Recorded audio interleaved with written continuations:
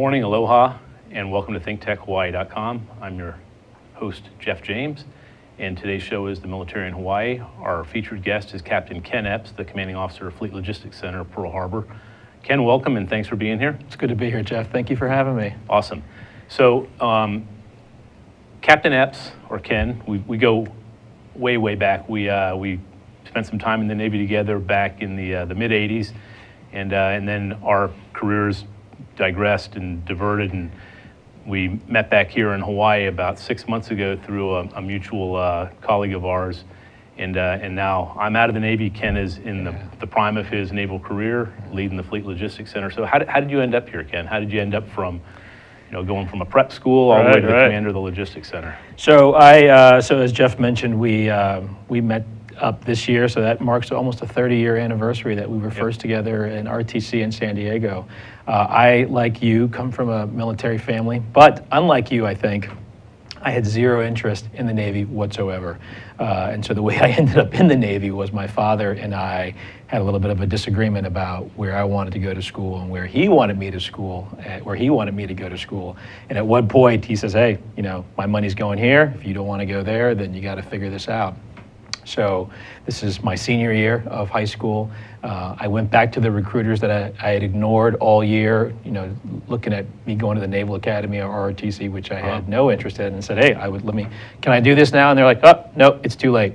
So I said, okay, I'll come in the Navy, but I want to get a commission at some point. And they said, well, we've got this nuclear power program, it'd be great for you. I said, oh, that's great, I can do that, great bonuses, but ultimately I'm going to apply for a commissioning program as soon as I'm eligible. And they're like, well, if that's your goal, I have this good deal for you. And so you and I ended up in San Diego, 1985, 86, boot camp. Spent 10, 11 months there, and then went off to school.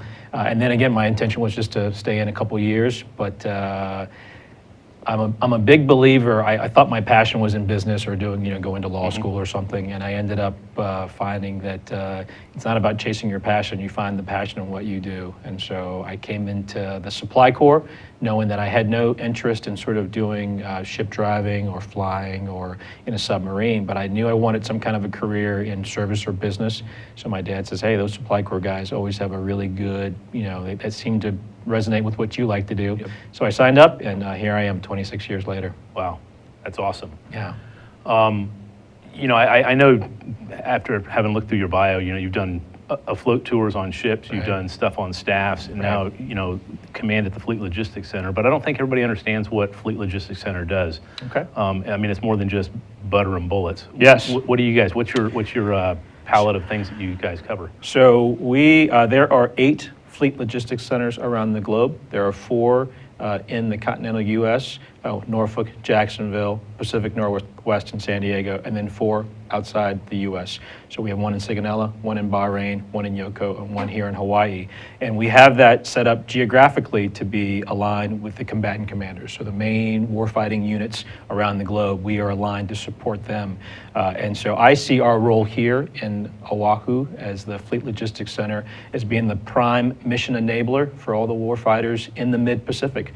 So we provide all the logistics backbone, you name the service, to enable the warfighters to be mission ready and to accomplish their mission. And our portfolio runs the gamut. We do everything from operational energy, which is our word for fuel, petroleum, oils, lubricants, to contracting, to hazardous material, to household goods. And so we've got a very extensive portfolio of all the things that are, again, centrally focused on making sure the warfighters are mission capable and mission ready, but we also have another element that is focused on the service families and what we can do for them to make sure that the families are also taken care of as well. Wow, that's a lot of stuff. It's a lot of stuff. But when we go back to, you wanted to be in business, and Right. you selected the piece of the Navy that is the most similar to a business. Right. You're using terms like portfolio, and Right. I think you actually can do that Yeah. in logistics because Right. it operates like a business. Right. So what are the parallels between the private sector and what you guys do in the military for logistics? Do you do supply chain logistics like they might do at a manufacturing plant, or? Is it different? So we do elements of the Naval Supply Systems Command, which FLC is part of, does that. We do that less so here on Oahu because I have a counterpart. I have a partnership here with the Defense Logistics Agency, and so they do more of the traditional supply chain stuff moving here in this AOR, in this area. Right. What we focus, though, very business-like, are kind of the support services. And you're right, we're very much like a business.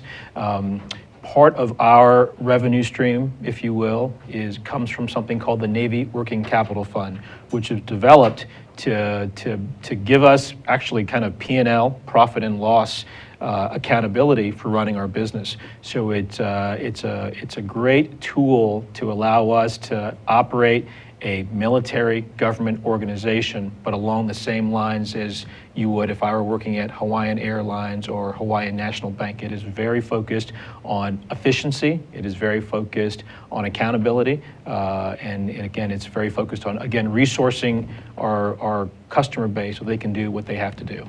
Yeah, that's definitely different than kind of the operational side of the Navy. Right.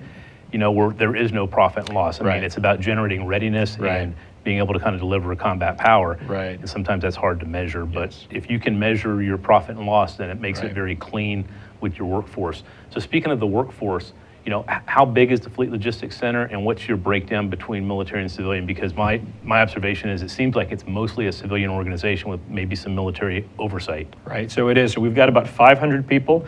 50 plus of those are military, the remainder are civilian. So Wow. most of the folks, when I go to work every day, I see who I work with. They are civilians, predominantly here from the local community, but we also have many retirees and folks from other parts of the world who wanted to come live in Hawaii, were already in the civil service system and decided to come work with us here on our team. But surprisingly, people think that I've got mostly military. No, I've actually got mostly a civilian workforce. Yeah, so what is what are the different occupational competencies that you guys have? I mean, is it office work? Is it warehouse work? Is it a combination? So we have all of that. So as you would, obviously we have office people, we have a number of management analysts. We've got a significant contracting footprint here. So on Hawaii, there are really two entities who do contracting: the Naval Facilities Engineering Command and then the Fleet Logistics Center. At Naval Facilities Engineering Command, they focus on construction contracting. Right. So anything in that realm, they handle. We handle everything else. So I've always, we've got a very large contracting department, which requires specific training and a specific skill set. But I've got a very robust team who works on everything from supporting our elements in Kauai to, buying furniture for the Pac Fleet Headquarters Command and everything in between you could think of.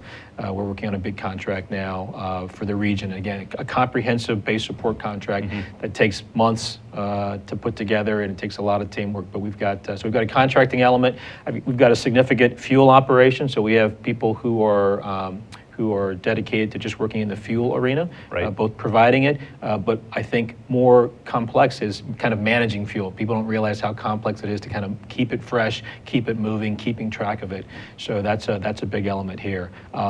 We own all the household goods movement, so whenever anyone moves into and out of Hawaii, Right. we handle their moves. And so I've got a very dedicated office of professionals who just handle families coming to and from Oahu. And so those are just three examples of the kind of workforce that we have at Wow. FLC. Pretty diverse. Very It diverse. goes from blue collar, gray collar, white collar. Yes, Everything. and all of the above. So how do you get a job at FLC? So the way to get it is you go on USA Jobs and you look for something that interests you, and if you qualify, you can apply for a job. Now, there's a very complicated hiring process, and I say complicated only because I don't know it that well. Right. But you can apply for it, and if you qualify and your resume kind of hits it, you'll hit what's called a cert, and then you get in the interview process. And if you're qualified and you're good and you pass through the interview process, you can get hired on. So it's, and we have a lot of movement. There's a lot of movement within Hawaii between the different commands. So we're Right. always getting opportunities open for people who are interested in that. But if you want to work at FLC, I first encourage you to go to USA Jobs, where they will list any openings that we have, and they'll give you a further point of contact you can use to ask detailed questions. Okay, that's great. I'm at the very end of the baby boomer era, and so, the people that started the baby boom era are entering into retirement now. And so my observation is that, they call it the silver tide, but there's going to be a lot of opportunity here in the near future as people are hitting retirement age. Yes. So for the general public here, if you want to work on base, Fleet Logistics Center is a great place to go, besides just a shipyard. Right. Okay, you talked about fuel, and I'd like to do a little more of a deep dive on that. Okay. But we're going to take a break. Okay. And when we come back, we're going to talk about Red Hill. So we're going to take a short break. I'm Jeff James, this is ThinkTechHawaii.com, and this is the military in Hawaii. Welcome to ThinkTechHawaii.com. This is Johnson Choi, your host. The topic is Asia in Review. We do it on monthly basis on Thursday at 11 o'clock. Be sure to check the schedule. See you. Hey, Stan Energy Man here. Make sure you tune in on my lunch hour every Friday from noon until 12:30 at least. Maybe I'll go a little long if you got good stuff to share with you. But we'll talk about energy, all kinds of energy. My favorite is hydrogen, and my other favorite is transportation and hydrogen. But we'll talk about all kinds of energy.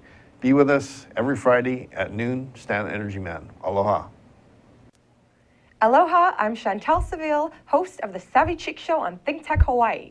Now we are on a mission to help young women and girls achieve their dreams and looking forward to sharing with you one episode a month where a young woman or girl will share her dream or ultimate goal with you and hope that we can all get together behind her to achieve that goal. Look forward to seeing you there. Hello, I'm Patrick Bratton. I'm host of Global Connections. I'm also a professor at Hawaii Pacific University, and my show and some of the other things that we do is shows off the collaboration that we have between Think Tech Hawaii and Hawaii Pacific University. So I look forward to seeing you and talking with you about a lot of issues dealing with Hawaii, the United States, and the world. Thank you very much. Aloha, and welcome back to ThinkTechHawaii.com. I'm your host, Jeff James, and today's show is the military in Hawaii featuring Captain Ken Epps, the commanding officer of Fleet Logistics Center, Pearl Harbor. So, Ken, we were talking in the previous segment about the different portfolio of services that Fleet Logistics Center provides. One of those is fuel. And when you said fuel, that made me think of Red Hill, which is a huge fuel storage facility. What can you tell me about Red Hill? It used to be a classified facility. It's out in the open now. Well, It's not in the open, it's under a mountain. But talk to me a little bit about Red Hill, and then let's talk about what's been in the news lately about Red Hill. Sure. So Red Hill was built from 1940 to 1943, and the purpose then was the military leaders at that time said, we've got a lot of fuel tanks in Oahu. Oahu is of extreme national security importance to our allied partners and to the U.S. And so we wanted to make sure that as kind of the strategic launch point for any kind of mobilizations that we protected our fuel supply here. They used to always be above ground. So they decided to build it underground up in Red Hill in the mountain. And that was the project from 1940 to 43. And as you said, it was classified for the first couple of years and then it went unclassified. But because Red Hill is a strategic war reserve, fuel reserve, we were just quiet about it. We kind of had it sitting up there and managed it. And we do day-to-day operations as well, both with military and for commercial purposes as well.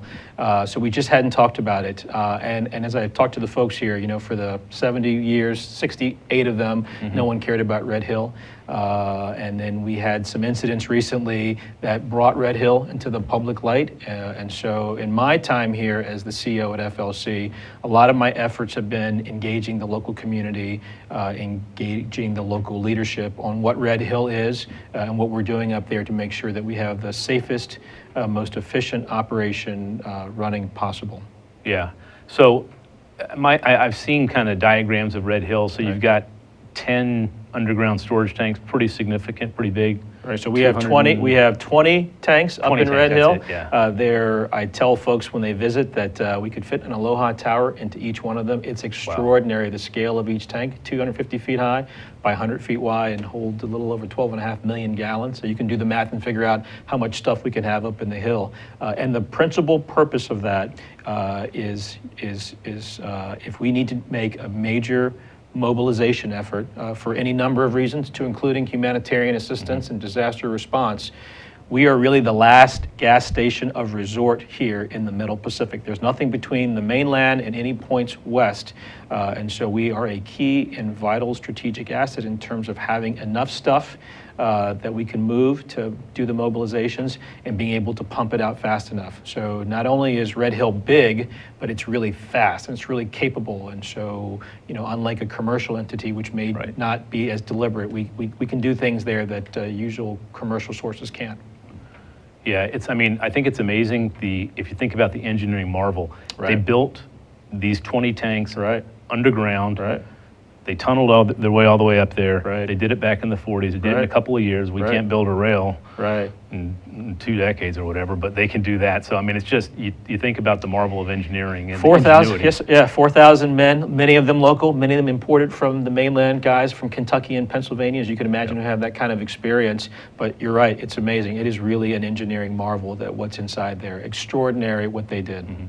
So if we kind of fast forward to January 2014, that's what got Red Hill kind of Right. in the public forefront, the public Right. domain. Right. Talk about what happened and what the Navy's done since then and what they're doing to Right. try to, So it's a 70-year-old facility, Right. but it's very much a 70-year-old facility, which has been constantly upgraded and modernized to be a very 21st century facility. And one of the things that we do to modernize the facility is we go through each tank and we do an inspection and repair on each one to make sure that its integrity is maintained. But because of the scale of each of those, this is not like going in and spray painting the sides and going, hey, we're good to go here. It's a very elaborate engineering process that can take up to 3 years per tank. Right. And so we had gone through 5 of the tanks beforehand, going through this modernization process. All of them checked out wonderfully. We got to our 6th one. We had a new contractor come in to do this. Military guys don't do it. We have civilian contractors who work Right. in this space who do it. They came in and worked on the 6th tank. They got through, did the 3-year cycle. We're ready to go. We were ready to turn it back to service, so we put some fuel in there. And unfortunately, the work craftsmanship was not up to the level that we expected. So there were leaks and breaches in the tank. And because of that, when we were refilling the tank, we lost some fuel around the mountain. So because of that loss, we have, along with the region and the Hawaii Department of Health, have worked in concert with the EPA. We are now regulated by the EPA, and so the purpose there is for them to give us, the highest level of guidance and oversight to make sure that we're running Red Hill in the most safest, efficient possible way, and that we're doing all the smartest things that we can, investing the right kind of things into Red Hill to make sure that this never happens again. Yeah, so fuel leaked out of the tank. Right. Sometimes that stuff happens, Right. I guess. So what's happened to the contractor? Was the contractor held accountable? So Did the they have to go back contractor's in and held fix it? accountable. They obviously have to go back in and complete their repairs as part of the warranty, but the contractors have been held accountable for that. So we are now working on kind of the second phase of they've gone through, redone Right. all the repairs. We're going through that process now, and in the not too distant future, we're going to relook at returning that tank to service once we have done a comprehensive overview to make sure that everything has been corrected and that we have another flawless, renewed tank. Yeah, so I've been following this. I was in uniform when this Right. happened, and so I was kind of the landowner at the time. And so I've kind of been tracking this since that occurred. Right. And I think the initial concern was, what's going to happen to the fuel? Where's it going to go? Right. Will it impact the drinking water supplies? Because Right. there's some aquifers up there. And so, what has the Navy been doing and how have they been working with the EPA to provide a surety to the public that the water supply is going to be safe and, nothing bad is going to happen? So a little context here. So the beauty of it being built into Red Hill, the initial thought was this would help protect us from attack, which was true. But one of the unintended consequences is because it's in the mountain there and it's surrounded by the geology, which is basalt rock. Basalt is a very spongy, as I like to call it, rock. And so what it has done is when we had the release from the tank, it actually got absorbed into the geology surrounding it. So oftentimes people think, there's this underground lake of fuel that's just sitting there waiting to be sucked out, and it's not quite true. It is stuck in the basalt right around the Red Hill area in 1,000 million different crevices and bubbles. Right. So we know it's there, and part of this work with the EPA is to study the ground formation and the water flow to determine what's happening with it, how we can track it, and make sure we stay on top of it. One of the things that we've done is we've upped our surveillance around the area, so we've got ground monitoring wells in key spots around Red Hill based on what we know of geology and water flow to determine that if there is movement of that fuel anywhere near the 3 water shafts that are near Red Hill, we will know well ahead of time and be able to take preventative measures. So we, once a month, check these water monitoring sites, and then once a quarter, we do comprehensive testing of the drinking water site. So we have 3 sites near Red Hill. One belongs to Joint Base Pearl Harbor Hickam, so the water source that feeds all the families who live on Joint Base Pearl Harbor Hickam is about 3,000 yards away from Red Hill. That's the one that would be most prone to anything. Right. No issues there at all. And then we have 2 shafts, one north of Red Hill and one south of Red Hill, both over a mile away. And again, those would be the ones that we would be concerned about. And so we've developed those monitoring wells. We've got ground vapor testers, which like divining rods, they can determine if there's any unusual vapor activity, which might discern that there's some fuel moving. And then part of the agreement with the EPA is to do, again, comprehensive studies. Everything from our disaster response plan, what do we do if there's a massive earthquake in Oahu, and how do we, how do we protect ourselves from that event, if that were to ever happen, to studying the ground flow and making sure we know everything about the geology around Red Hill, how water flows, all of this intended to make sure that the drinking water supplies and the greater ecosphere in Oahu is protected. I'm very comfortable and confident with that. My counterpart, now Captain Rich Hayes over at Naval Facility Engineering Command Hawaii, owns that part of the business. We work in partnership, but I'm very comfortable and confident that what we're doing is the best possible thing, and there is no threat to the drinking water here in Oahu. Well, that's important to know. It's good to hear that. And I guess it's almost fortunate that you have the basalt rock, because, I mean, that's basically like volcanic rock. Right. Yeah, if I recall correctly. And the fact that it just kind of holds it there, Right. kind of a double-edged sword, because it's holding it there, but then nobody's ever had to really deal with that before, have they? So it's just kind of a new challenge. So it's a in little that bit of a new industry? challenge. So most people, I think lay people who are non-geologists, think just pop a straw in there, suck it out, and you're done. It doesn't Right. quite work that way. So we've got some more studies here, but I think the thought process is that 1, it's trapped, so it's good, and 2, it goes through a natural biodegradation process. So once the fuel is exposed to oxygen, it starts to naturally biodegrade. So we're kind of studying in that space where that's going, and that'll help us determine what's the best way for long-term preventative measures and making sure we keep, we protect the entire area around Red Hill. That'll help us pick the right things and investments to put into the facility. Okay. Well, I follow the region and the Joint Base Facebook page, and I've seen a lot of things put out there. I saw recently a letter from the region commander talking to the stakeholders, whoever they are, basically kind of laying out what's being done. And there was mention of the administrative order on consent. Now, can you talk a little bit about that, what that was and what that does? So the administrative order on consent is a fancy way of saying it was an agreement that the Navy here would become the regulated and the EPA would regulate us. Prior to, I think we signed it September 28th of last year. Prior to that, we were self-regulated as a DoD entity. But because of what happened in the January of 2014, and because of our desire to have mass transparency in partnership with the state of Hawaii, we said we will become regulated. We will work with the EPA, and we see that as a benefit, that there are additional eyes making sure that we don't miss anything as we continue to run the facility, modernize the facility, and do all the environmental studies required to make sure that we keep it as safe as possible. Okay. So if somebody wanted to know, you used the word transparency. So how would somebody know what the Navy's doing? So the agreement was the AOC, the Administrative Order on Consent, and it is located on the EPA as well as Hawaii's DOH website. So if you go on there, there is a copy, I believe, of the AOC, and there will also be a live document repository, which will keep all the things in there. And so it'll lay out all of the different requirements that the EPA has handed down to us. Again, in terms of looking at how we operate the facility, to what kind of investments we put in the facility, and to the catastrophe studies I've talked to. So right now we're in the work development phase, so we're laying out all of the there's an agreement, and then there's the execution plan. So we're working on the execution plan now. The EPA was in here about a month and a half ago for their first walkthrough of Red Hill, comprehensive walkthrough. They did that, and I'm happy to report that everything came out of that looking really good. So we're really comfortable with our own standard, which had previously not been regulated. Right. And as we go forward, I'm very comfortable that any changes we need to make will be well within the realm of our ability to do that. But if you go to the EPA website, you can click on the AOC, and then we'll eventually have a repository of information that the public can have access to. Okay. Good. So is the drinking water safe? The drinking water is safe. Okay, well, that's good to know. That's what we need to know. I mean, Right. you've got to have the water to sustain life, so Right. keeping it safe, I think, is important. We said something about rail earlier. I think I was making a joke that they built Red Hill faster than they could build rail. Right.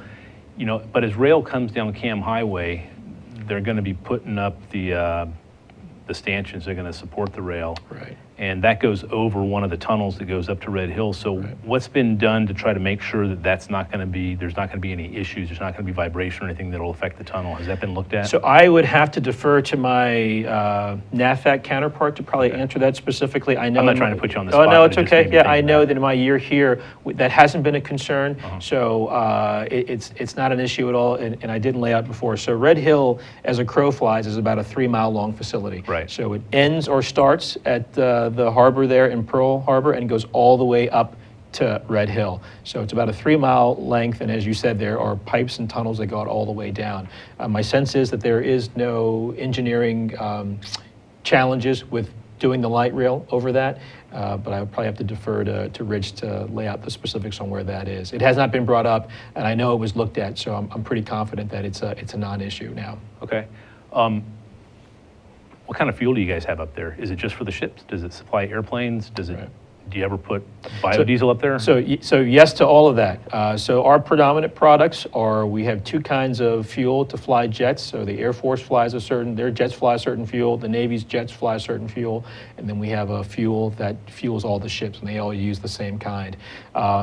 This summer, we took hold of biofuel, and it's part of the RIMPAC exercises. Right. So we've got, we're always looking at green efforts, and during their time here in RIMPAC, we are doing an active launch of running all the ships, so all of our allied partners, except for a few exceptions, will be using this alternative fuel, which is essentially 90% regular stuff and 10% bio stuff. We kid around, it's French fry grease, Right. but it's an alternative mixture that has not been used in large scale before, and so RIMPAC is going to be one of the first times where we really test it out on a wide scale, and we're very, very excited about that. Awesome, that's great. Yeah. A move towards sustainability. Yes, Reduce slowly but greenhouse surely. gas. Right. Well, Ken, we're about out of time.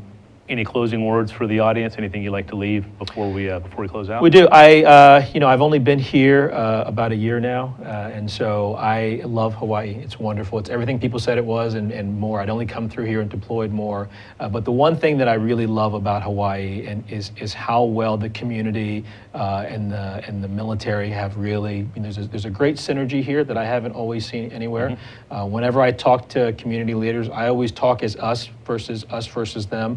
As evidenced by the people who work with me at FLC Pearl Harbor and just where we set up. So I really want to tell folks that we are committed to the community, we are committed to the environment, and this isn't a us versus you thing, this is a we thing here. Your interests are our interests, and I wanted to make sure that everyone out in your audience knew that there is no light between us and the greater Oahu community. Great, thank you very much.